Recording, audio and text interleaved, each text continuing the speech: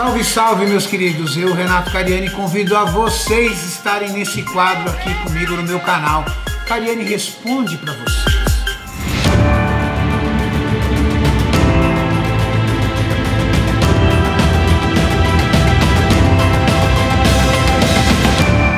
Primeira pergunta aqui do Carlos. Carlos me pergunta: Renato, para que serve o HCG? E é verdade que o HCG ajuda no emagrecimento? Bom, primeiro ponto, vamos entender o que é o HCG. HCG é gonadotrofina coriônica humana. Ela é um hormônio produzido pelas mulheres em fase de gestação. Por que criou-se o conceito de que o HCG emagrece? Porque um pesquisador criou uma dieta, a tal da dieta do HCG, onde ele administrava doses de HCG nos seus pacientes. Juntamente com isso, ele montava uma dieta hipocalórica, ou seja, uma dieta de baixas calorias. Dentro da mulher grávida, quando ela começa a produzir esse hormônio, o HCG tem várias funções. Uma delas é sinalizar o nosso metabolismo de que você precisa utilizar mais células de gordura, porque você precisa alimentar o feto que está se desenvolvendo no corpo da mulher grávida. O que o pesquisador entendeu? Bom, se o HCG tem essa capacidade de aumentar a produção de lipólise, ou seja, aumentar a quantidade de quebra de gorduras como fonte de energia para uma mulher grávida, por que não para uma pessoa? Basta a pessoa utilizar HCG. Juntamente com isso, ele montou uma dieta restrita em calorias, 500, 1000 calorias no máximo.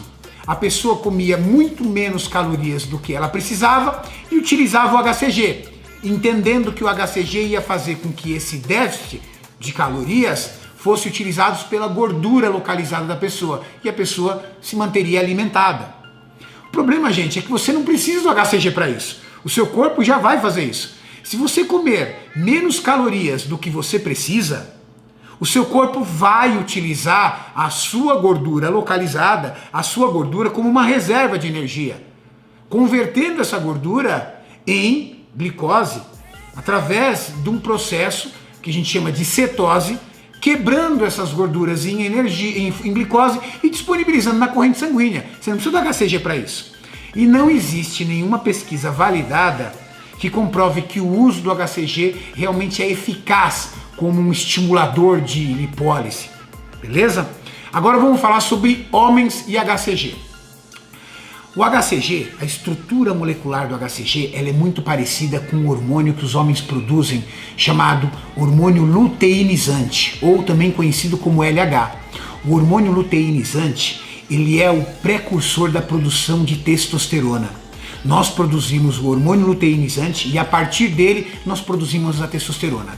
Aí sim, aí o HCG funciona. E quando você faz uso, você homem do HCG, você aumenta muito a sua produção de luteinizante e automaticamente a sua produção de testosterona sobe muito. Então aumenta muito o libido e aumenta a produção natural, você fica mais disposto, mais forte, mais vigoroso. Os fisiculturistas geralmente utilizam o HCG para estabilizar o eixo HPT após um ciclo hormonizado. O que acontece? Quando você corta o uso do hormônio exógeno, o seu corpo está sem produção natural. E essa reativação do sistema todo deixa o seu eixo HPT muito instável e talvez você demore um tempo para estabilizá-lo isso naturalmente. Por isso que os fisiculturistas utilizam o HCG, porque com a entrada do HCG, essa estrutura molecular que ele tem parecida com o hormônio luteinizante, o corpo aumenta e acelera rapidamente a produção natural do hormônio da testosterona endógena, que é o seu hormônio natural. Então, o HCG serve para isso, tá bom, pessoal? Cuidado, inclusive, com o HCG, viu, pessoal? O HCG, sem uso de uma orientação médica, ele pode desestabilizar o seu eixo HPT e, principalmente, pode te trazer ginecomastia, porque o excesso de produção, mesmo que seja natural da sua testosterona, pode gerar ginecomastia sim, tá bom? Valeu, pessoal. Próxima pergunta é do Jefferson. Jefferson me pergunta: Renato, não vou perder peso ou ganhos se fizer cardio em fase de off? Bom, bulk ou off é o momento onde nós temos que construir massa magra. As pessoas confundem muito off com uma fase de estar relaxado, não estar focado na dieta. Ah, eu tô em off, vamos comer um hambúrguer. Ah, eu tô em off mesmo, vamos comer uma pizza. Não, gente, isso não é off. Isso aí, existe também essa fase, esse momento. Nós chamamos esse momento de cruise. Você está desencanado, você não está em preparação. Uma preparação se começa já no off, no booking. Como é que você faz um bom off-season? Primeira coisa, não se esqueça, bata os macros em grandes quantidades. Se você não tiver condições de ir ao nutricionista, assista uns vídeos com credibilidade, faça um bom book através de alimentos de verdade. Segundo, não dispensa o cardio, pessoal. Sabe por quê? O cardio é para garantir a qualidade do seu físico. Off-season, claro, é um momento que você não vai estar na pele, você não vai estar rasgado, mas também não tem que estar gordo, também não tem que estar retido. Quando você come muito, o seu corpo tende a reter líquidos para metabolizar todo esse alimento. Um cardio ajuda você a liberar um pouco dessa água. Um cardio pela manhã vai deixar você muito mais disposto durante o dia todo. O seu treino à noite vai ser melhor, porque você vai estar muito mais disposto, a retenção de líquido gera mal-estar, dificuldade de respiração, você sua por qualquer coisa, não é bom.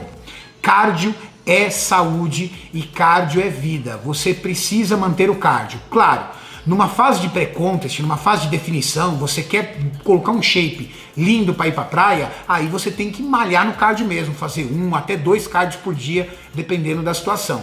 Agora, numa fase de construção, no booking ou no off-season, como vocês conhecem, não abandona o cardio. Pelo menos umas 3 vezes por semana, faça um cardio pela manhã. Não tem tempo de fazer pela manhã, faz um pouquinho aí, uns 20, 25 minutos de cardio pós-treino, mas perca um pouco dessa retenção e reduza um pouco o seu BF para manter um BF controlado, que vai ficar muito bom esse seu off, tá bom? Valeu!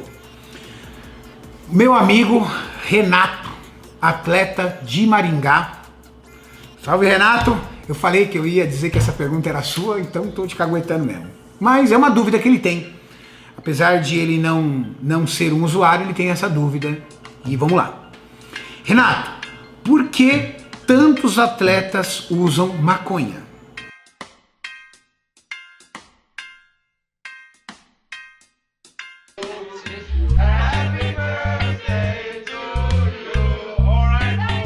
Por que tantos atletas defendem a maconha? Principalmente alguns atletas pró-americanos e alguns atletas que já não estão mais na ativa dizem que a maconha fez e faz muitos benefícios para a preparação dele. Afinal, a maconha ajuda ou atrapalha um atleta?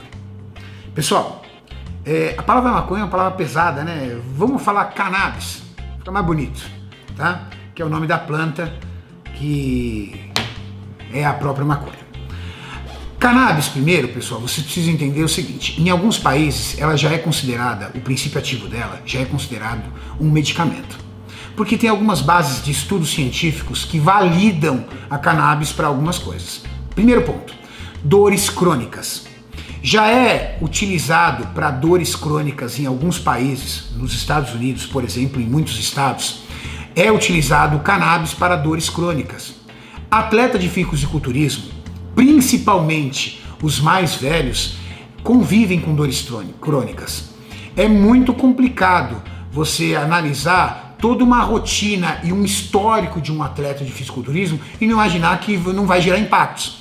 10, 20 anos agachando pesado, 10, 20 anos fazendo supino pesado, 10, 20 anos treinando feito um louco, fazendo dieta, desidratando, reidratando, transformando o seu corpo numa máquina feroz que vai muito, mas muito além do ser humano comum. Você olhar um atleta de fisiculturismo pro, ele não é mais um ser humano comum.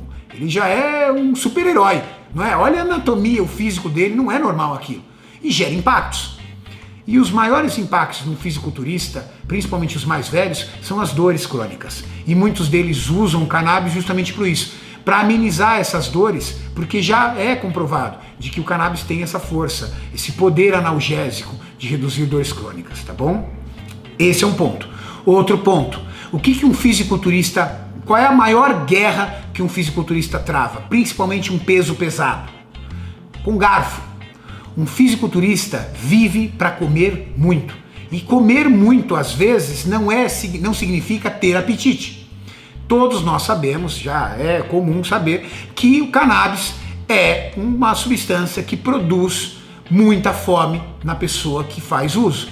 Então, muitos atletas usam cannabis para aumentar a sua fome, para aumentar o seu apetite e bater todos os macros que tem que bater no dia. Porque é muito fácil você bater os macros comendo pizza e hambúrguer. Aí eu acho que nem precisa do cannabis. Mas para bater com batata doce, arroz, frango, batata inglesa, ovo, peixe, fica difícil. Tem atletas que fazem 6 refeições de 1 quilo de comida a cada refeição. E o terceiro ponto é a questão de muitos atletas utilizarem o cannabis como um pré-treino. Por quê? O cannabis, ele reduz a ansiedade. Reduzindo a ansiedade antes do treino, você aumenta a sua concentração, o seu foco no treino. Além do fato de ela retardar a fadiga. Então muitos atletas utilizam antes de treinar para ficar mais concentrado no treino, ficar mais concentrado e reduzir a fadiga, porque muitos deles têm treinos muito volumosos. Então, treinar 1 hora, 1 hora e 15, 1 hora e 20 pesado, às vezes a fadiga vence você. Com o uso do cannabis, muitos deles fazem isso. E outra coisa, ele gera dependência.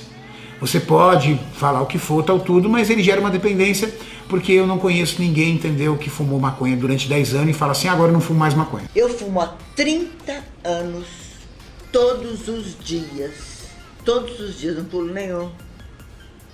E não tô viciada. Não fumo, mas ó, deixa eu te falar, não tenho preconceito nenhum contra quem fuma, tá, gente? Pelo amor de Deus, não tenho preconceito nenhum. Eu não fumo porque eu, particularmente, nunca senti necessidade disso.